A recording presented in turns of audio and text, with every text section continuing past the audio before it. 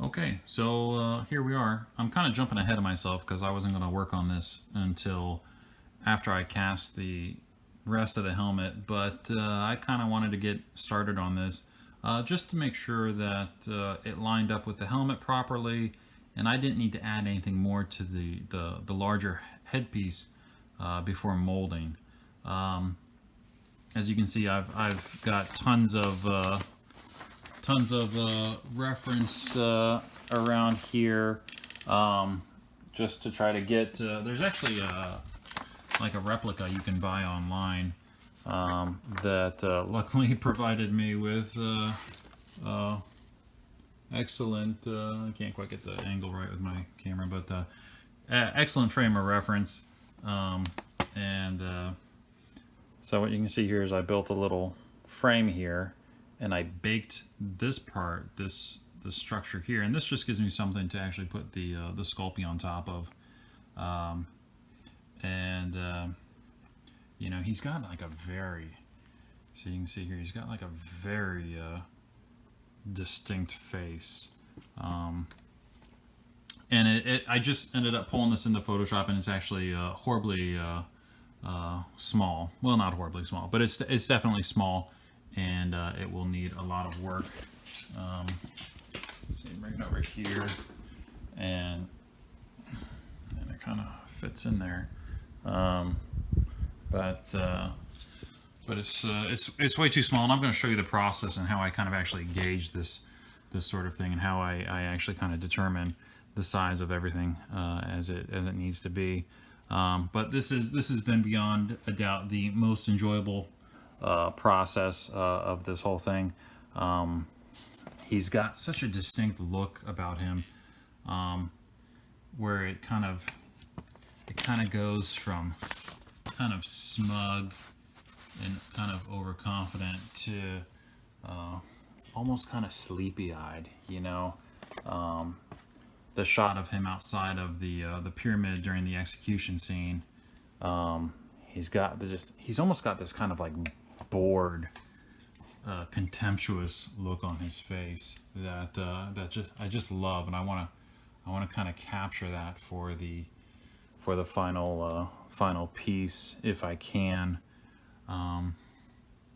It's kind of funny. I don't think I've ever sculpted a face like this before, and it's got its own set of challenges. I would just recommend to have every piece of reference available, so you can look at it and say, okay, he's got a crease here, he's got a crease that comes down here, and then come at it from a different angle and kind of adjust the brows as needed from there. Let's see, where's the main one I was working off of? Oh yeah, this one right here. This one's fantastic. You can see he's got some pretty distinct features there. See, he's just got that kind of like, it's almost sleepy-eyed, because he's just not paying that much attention. But you can use this.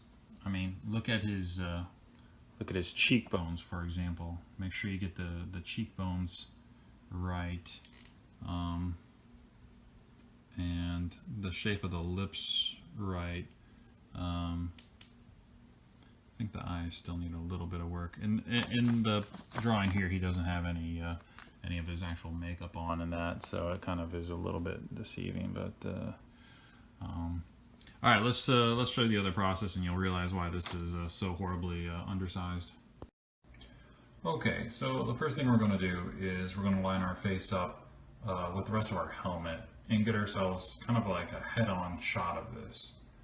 Okay, and then we're going to grab a shot of Ra from the movie, and he's extra bright here because I've adjusted this for other purposes. And we're going to superimpose our clay version over top of it to get approximately the same dimensions here. And then we're going to cut his face out of our clay model and then line it up next to the final model. And what you'll see is it is drastically undersized, specifically in like the lower half of like the nose and mouth. They just need to be drawn out farther. And that's actually pretty good because I need to kind of be able to fit my head into this little shape here, and it's looking like it's a pretty tight fit. This process is just kind of how I've made this helmet so far. You know, take pictures, superimpose it in Photoshop to the pictures, and then adjust as needed. And I've done that about 10,000 times here. Even when I determined the original size that I wanted the helmet to be, I literally cut it out of cardboard and held it in front of me and put on a big bathrobe, and kind of stood and then superimposed that over pictures of Ra as he's standing to make sure I get the general proportions of the helmet correct. And that's just one way to ensure accuracy.